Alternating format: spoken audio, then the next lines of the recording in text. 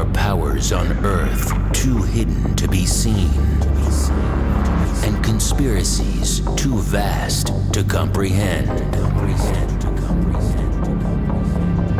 For years, the world has seen fact distorted, reality manipulated, and the truth concealed. Join the Pierre Sebak podcast to uncover the real meanings behind ancient aliens and their symbolism.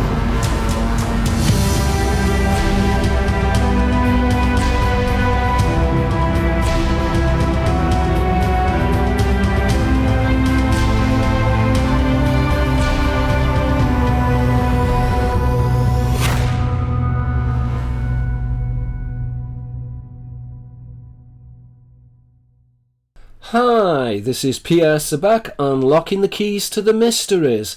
Now today I'm going to be looking at the Seraphim, and I'm going to make a short series of videos on the Seraphim. Now these angels are non-human angels, and they can be understood to be a type of alien. They are found throughout biblical and also Quranic and Apocrypha discourse, and so they're an important type of angel, and they are connected to the angelic host. As we've mentioned before in various videos, the angelic host is comprised of two sets of angels. One set of angel is human, which can be understood to be the cherubim, and then the non-human angels are the seraphim. Now the seraphim are largely unacknowledged within scholarship. And as we've mentioned before, there is this major distinction between the different types of angels, between the human and the non-human angels. And this is signified within Freemasonry as the two pillars of Freemasonry. So the two pillars of knowledge within occult science is from alien and human knowledge, but again that these are interrelated to human and non-human angels. Now traditionally the seraphim are equivalent to the Elohim, the high ones, and they originate from Sirius Aster, the scorching star Sirius. As we've mentioned before in the various videos I've made, the word seraphim is related to Serapha, which is fire, and therefore Sirius Aster, the scorching star, is used as a symbol to denote the seraphim. Now in the Arabic the word seraphim is translated as a jinn, and the jinn are said to be born from smoking fire. Again, there is this similar reference to the scorching star Sirius.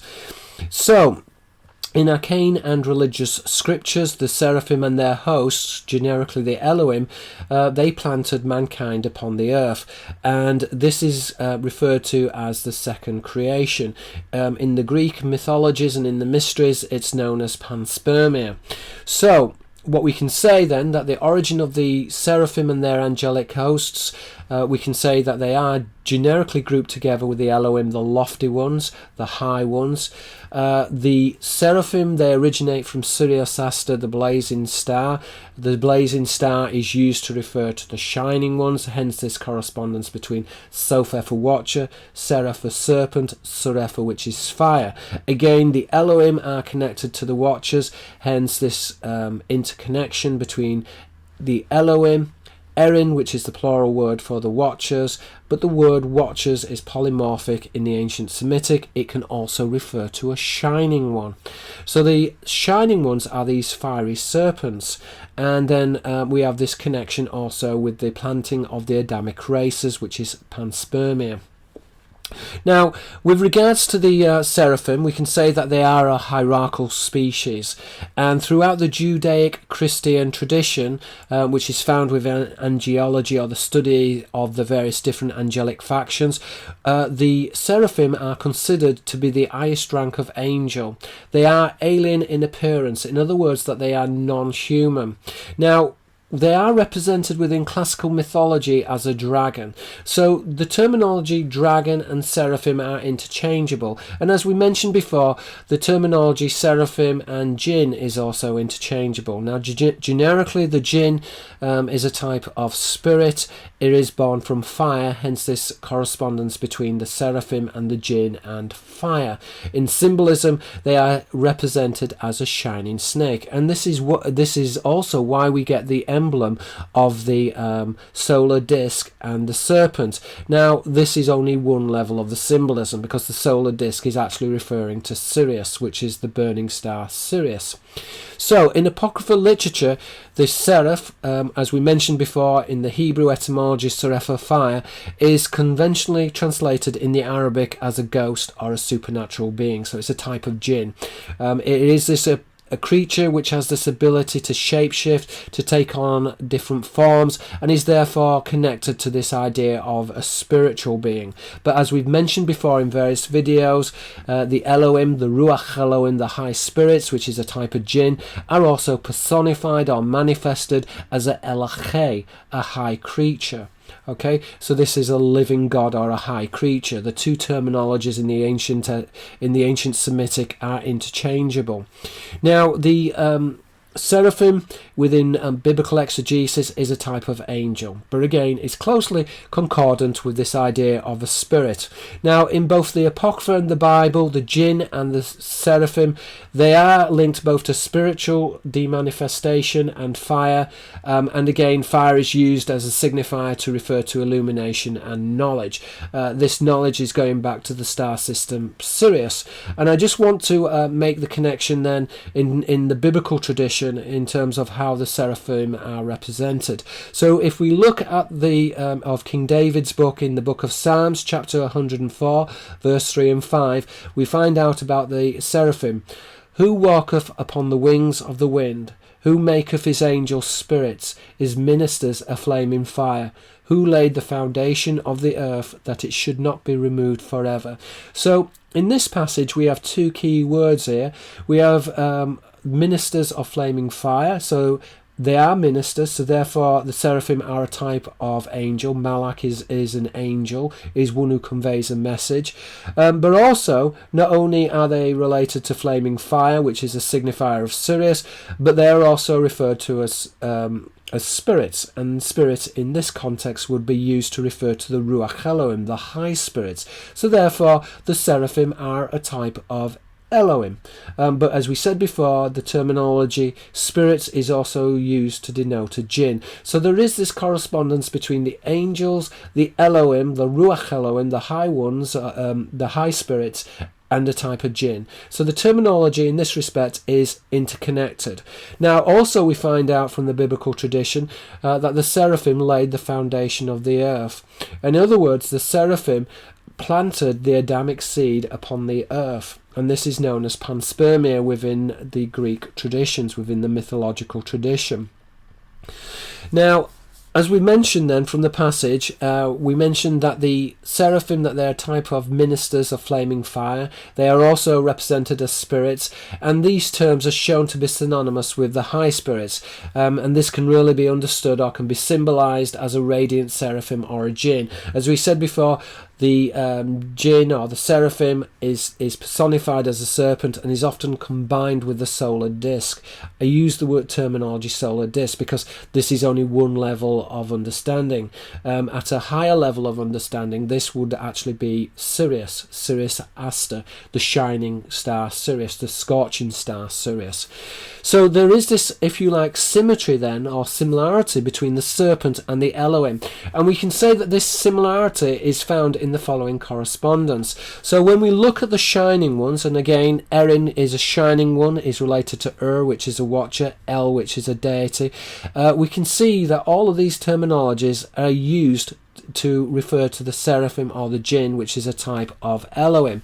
So when we look at the etymologies, we see that there is the seraphim.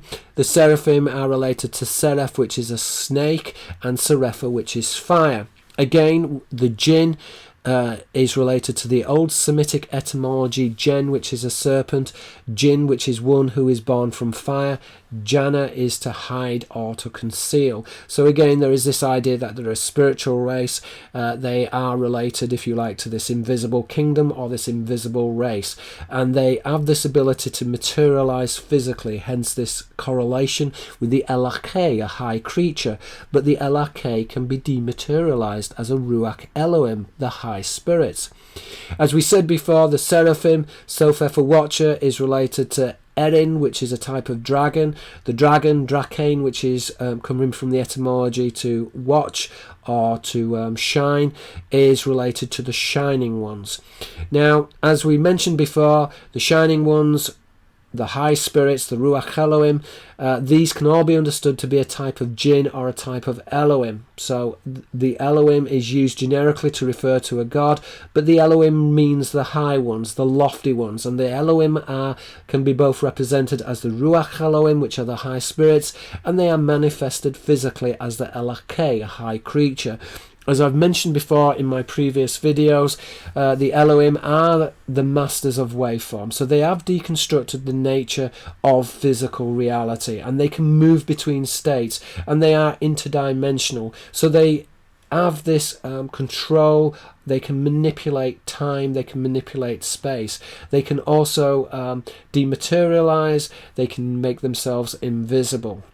Now, as I've referenced before in my various different videos, in my opinion, these beings are a holographic culture. They are a holographic species. Now, in this respect, I'm referring to a technological group of beings that have deconstructed the mechanics of physical reality. They understand time and space. Now, when we go back to the Seraphim and the Shining Ones, which is this astrological or astro-theological symbol of Sirius, we can make reference to the fact that the Seraphim, that although that they're a class of Elohim and that they are depicted as this Elakeh, a high creature or a shining entity, they are nevertheless depicted or personified as a snake. But this snake has spirit-like qualities. In other words, it can disappear, it can dematerialize, it can take the form of a spirit, hence the correspondence between the Elakeh, a high creature or a living god, and the Ruach Elohim, the high spirits. Now, the terminology seraph connotes this flaming serpent, or this is how it is symbolized within apocryphal symbolism and within the Bible. Now, it is a type of spirit or a jinn, and it's correlated theologically with the Ruach Elohim, the high spirits, and their manifestation as an Elakeh, a high creature. So, if we want to summarize this, then we can look at the following correspondence. We can see that the seraph or the snake is a type of angel. There's particularly a non-human species of angel. They are related to the Elakeh, which is a high creature. Now, the terminology K, which is used in the Aramaic to refer to a creature, corresponds with the etymology of Ea, which is a snake. So again, we're dealing here with a non-human alien type of entity. Now, Ea, a snake, corresponds to K, which is a high creature. Again, there is this relationship with the Ruach Elohim, which are the high spirits, and then the Jinn, which is a spirit. Again, the etymology of Jinn is closely matched with the terminology Djinn, which is a serpent within the Old Semitic, which would be a type of seraph or a shining one. Now, looking at those word listings, we can see that the Elakeh, which is a high creature, it really is a metonym. It's a type of Elohim, and it's viewed in the Hebrew language as Keah, which is an animal. Now, this is a materialization which is comparative to Ea, which is a serpent, and this is really viewed as a type of entity, hence the correspondence with the etymology of Ea, which is an appearance, look, or an aspect. Now, when we observe all of these related vocabularies, we can say that morphologically there is this correspondence between an Elakeh, a high creature, and a snake, and this is found within the implications of both the Elohim, which is a type of seraphim, or is also distinguished as a type of living animal, as we said before, Keah, which is an animal, Ea is an appearance, and Ea is a snake. So this is an animal, but it can take on these spiritual manifestations. It can personify these spiritual manifestations. And in many respects, the snake is very similar to a human being, because the human being as a physical vessel, it's physical, it's a living creature, but also the human being as a spirit or a soul. So we're seeing that there is this same correspondence, or this same relationship, if you like, between a human being and the serpents, the seraphim. So the seraphim is endowed with characteristics which are ephemeral. Now, perhaps more crucially, within the Aramaic, the noun ayah, a snake, Hebrew kayar, an animal, so there is this correspondence between the H and the K within the Semitic languages, the ch and the ch sound, but it's discursive in symbolism of an elakeh, a high creature. So we're seeing then that there is this, if you like, this correspondence between Aya, a snake, Kaya, an animal, and then the Elache, which is a high creature. And this is found also within the wordplay of Yahweh. Now, within the Old Semitic, the spelling of Yahweh is rendered as Aya, and Aya is a pun on Aya, which is a snake. By inference, the seraphim. So Yahweh Sabaoth is the Lord of the host, but more specifically, he's the Lord of the seraphic host. In other words, he's the Lord of the angelic host, but particularly, he's the Lord of the seraphic host. Hence, within biblical discourse, in the etymology, there is this relationship between Sabaoth, host, we've got Sepha, which is a viper, Saba, which is an army. So this is an army or a host. It's a non-human host which is related to the star system Sirius. So in this respect, we can say that Yahweh is a type of Elohim. He's a type of a high angel or a seraphim. So within the etymologies, Aya, which is Yahweh in the Old Semitic, is a being or an entity. The terminology entity is coming from Aya, which is an appearance, look, or an aspect. And we see that there is this correspondence with Aya, which is a serpent, which is really an insignia of the seraphim, Kea, which is an animal, and the Elake, which is a high creature. So if we want to elaborate upon this, then this is a codified discourse within the Aramaic language. Now the terminology Aya, a snake, it discloses the paranomasia or the wordplay Aya, I am. Now, Aya, I am, is the old word for Yahweh, okay? So the implication is that Yahweh is a type of entity within the early phoneticization of the deity name Yahweh. Now, in the original sense, the appellation Aya, I am, is a title which connotes an entity or a being from the verb Aya, to be. Again, it's a pun or a wordplay on the wording Aya, which is a snake. Now, it's important here to understand that Yahweh in this respect was represented as a type of seraphim. This connection between Aya, which is the Old Semitic title for Yahweh, related to Aya, which is the Aramaic verb to be, Aya, which is a snake, in the Arabic, Ayal, which is a goblin. So in the Arabic, goblins are referred to as a type of snake, and the etymologies are closely grouped with the etymology of Yahweh originally, which would imply that Yahweh was a type of seraphim. Now, vivid, the allusions from the etymology is that the protagonist, Yahweh, he is a type of serpentine creature or a spirit. Again, can be represented with the serpent or the goblin or the djinn. All these terms are interrelated. Again, when we look at the old name for Yahweh, the terminology shed, which is a goblin, ghost or jinn, is related in the Bible to the old name of Yahweh, El Shaddai. And again, this was used in the Bible to refer to Yahweh. He was Lord of the host, the Lord of the spiritual host, or of the seraphim, or of the jinn. So we can say then that from the etymologies, Yahweh can be understood to be a type of serpentine creature, or a spirit, a goblin, or a jinn, whose outward countenance is terrifying to behold. And this is very much reiterated also within the secret Mosaic traditions, that the deity Yahweh can be understood or compared to a seraphim or a shining one. Now, in the book of Exodus, Yahweh is depicted as a Malach Elohim, a high angel. Now, the name given, this can be understood alternatively as a Ruach Elohim, the high spirits, which is nominal of the heavenly creatures and their wheels. And again, the heavenly creatures would be Elakeh, a high creature, or a living God. So we're seeing, therefore, that, if you like, that there is this paradoxical relationship regarding the seraphim and how they're embodied physically as the Elakeh, a high creature, and how the living creatures are contrasted with the Ruach Elohim, the high spirits, so they are one and the same thing.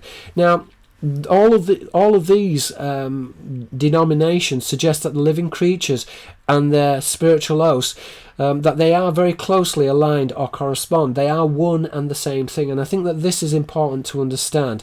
They are depicted as masters of the waveform, and they are part of this holographic culture. And in this respect, we can say that the Seraphim, that they are equivalent to the materialization of an Elakeh, which is a living god or a high creature. These are living creatures or entities, but they can also dematerialize. They can turn themselves invisible. They are the Ruach Elohim, the high spirits. And now I want to try and look at the, if you like, this dichotomy between the living creatures, which are viewed as a type of angel or a deity, and then their spiritual dematerialization. So, for example, when we look at the Greek, we see that there's this etymological relationship between archon and angel or a ruler. The etymology archon and angel or a ruler is rendered in Arabic as akim, which is a sovereign, but again is a close cognate of the Babylonian word akan, which is a seraph. Now, within the Greek, the archon, which is a polymorphic word, which means a ruler or an angel, is related to Akon, which is an image or a likeness. And again, as we said before, there was that relationship between Aya, a serpent, and Aya, which was a likeness, an image. So there is that correspondence between Aya, a snake in the Aramaic, and Aya, which is a look, appearance, or an aspect. In other words, this can be viewed as a type of apparition or spirit. Now, moving on into the Hebrew, we see that there is this correspondence between seraph, which is a snake, and shofar, which is an appearance, look, or an aspect, which is found within the Egyptian Arabic etymology. Now, moving back into the Greek, eidos, a form, is very closely related to eidolon, which is a phantom. Now, the terminology eidolon, a phantom, again is grouped with doloros, which is deceptive or subtle. So again, these are beings which can change their form, they can change their materialization, or they certainly can change how their form is perceived by the viewer, and this is very important when we're dealing with a holographic culture, when we're dealing with cultures that have deconstructed the waveform. Now, going back into the Old Semitic, there is an etymological relationship between Djinn, which is the Old Semitic word for a serpent, Djinn, which is a type of spirit. Again, the terminology Djinn, a spirit, is related to Jana, to hide or conceal. As we said before in the Greek, eidos, a form, is related to eidolon, a phantom, and again, doloros, which is deceptive or which is subtle. In other words, that which is concealed, just as in the same way as with the Djinn. So if we comment upon those etymologies, then we can see that the angels and the Djinn, that loosely speaking, generically they are viewed as serpentine in appearance. In other words, that they are alien to behold. They possess spirit-like abilities, and these qualities are attributed to the Ruach Elohim, the high spirits. Now, significantly, the Elohim are represented as a living animal, and as we mentioned before, this correspondence is rendered in the Aramaic as an Elakeh, a high creature or a living god. Now, loosely speaking, we can say that the Seraphim, that they are holographic, that they can appear and disappear at will. Now, in addition, the serpent is telepathic and can also change their form, and they can also assume a human likeness. And this is being found within a lot of occult discourse, and we find this particularly within a lot of modern occult discourse, particularly from the 20th century. This idea that the serpent can take on a human-like appearance. This is going back to the early traditions of the Jinn, who can materialize as a human. But we find also this same correspondence within the book of Enoch also. So the Seraphim have this ability to take on the human form, and this is important. So to quote the book of Enoch, we can say, Enoch wrote the following: "And they took and brought to me in a place which those who were there were like flaming fire." So, in other words, those who were there who were like flaming fire are a type of seraphim, Hebrew seraph of fire, and when they wished, they appeared as men. So, in other words, they have this ability to take on a human form through just through wishing, this ability to actually project this human form. Now, according to the Book of Enoch, the Seraphim and their hosts, they're strongly reminiscent of the Elohim. They're often connected to the Elohim, so the Elohim and the Seraphim, they come together, and as we mentioned before, there is this etymological correspondence between the Elohim and Erin, which is a watcher or a shining one, or El, a god, and which is a watcher. But the Erin, the watchers or the shining ones, are related in the Old Semitic to the transliteration Awim, which are the serpents. Again, within the Greek, there is this correspondence between Theos, a god, Theoros, which is a watcher, and Thurion, which is the etymology for a beast, a wild animal, but is used within occult symbolism to denote the dragon. So the Seraphim then and their hosts, they're very similar to the Elohim, and they are visualized as majestic creatures. It's also important here to note that they're very terrifying to behold. They're very fearful to look upon. And this idea is certainly found within the Dead Sea Scrolls. They are a non-terrestrial group of beings, and as we mentioned before, the Seraphim are connected to Srepha fire, which is this astrotheological signifier of Sirius Aster, which is the scorching star. Now, the Seraphim are reported in the Testament of Amram, fragment 1, to rule over all of mankind, and they are alien in their physical form. So we're going to make a note of this. Now, according to Amram, one of them was terrifying in his appearance, like a serpent. His visage was like a viper. Now, this is very important because the Erin are said to look like serpents or vipers, and as I mentioned before, in the Old Semitic there is this correspondence between Erim and Awim, which is a serpent. But the same correspondence is also found within the Book of Enoch, and again I'm going to make note of this. In the Book of Enoch it states, "The Lord of the sheep descended from a lofty abode, and his face was dazzling and glorious and terrible to behold. His appearance was great and terrible and majestic, and all those who saw him was afraid before his face." So, the Lord of the sheep in this respect is referring to a king, and his subjects who are likened to a sheep. So a king traditionally within the Old Semitic would be represented as a shepherd over the sheep who would be his people. He would tend his flock, which would be his people. So the Lord of the sheep descended from a lofty abode. In other words, he's an Elohim. He's come from the sky, and his face was dazzling, so he's a shining one. He's an Erin, is a watcher or a shining one. Awim, which is a serpent.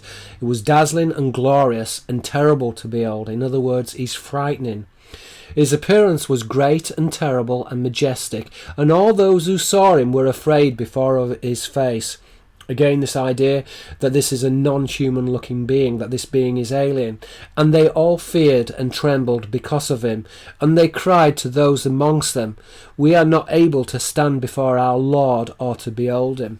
So again, we have this circumstantial evidence within the Book of Enoch that Yahweh, Sabaoth, the Lord of the host, is terrifying to behold. He is feared. And people are not able to look upon them. We are not able to stand before our Lord or to behold him. Now, the reason why they're not able to stand before him is that his face is dazzling and glorious. He's an Erin, he's a watcher, a shining one, which is related to Awim, which is a serpent. So, and again, we're seeing that the Book of Enoch is making reference to the Book of Psalms as well. The Lord of the sheep is also Psalms 23. The Lord of the sheep is referring to King David's Book of Psalms. The Lord is my shepherd, I shall not want. Okay, so that essentially is the Seraphim. The Seraphim are viewed or are closely aligned to the Elohim. As we said before, there is this correspondence between the Elohim, Erim, which is the watchers, and then Awim, which is a serpent in the Greek, Theos, a god, Theoros, a watcher, Thurion, which is a beast, which is used to denote the dragon. So the Seraphim are also connected to the Djinn, which are born or materialized from fire. Again, the Seraphim are types of watchers, so there's this correspondence between Sopheph, a watcher, Seraph, and Serepha, which is fire. And we're seeing that those who are born from fire are a type of Djinn. Again, this is cross-referencing the Ruach Elohim, poem, the high spirits, a dematerialized being which can manifest or physically materialize as an LRK, a high creature or a living god. Okay, that's basically a summary of the Seraphim. So if you're interested in my videos, please subscribe. Please give these videos a thumbs up. This is Pierre Sabak. Let's try and make this a better world. Thank you very much for listening. Thank you.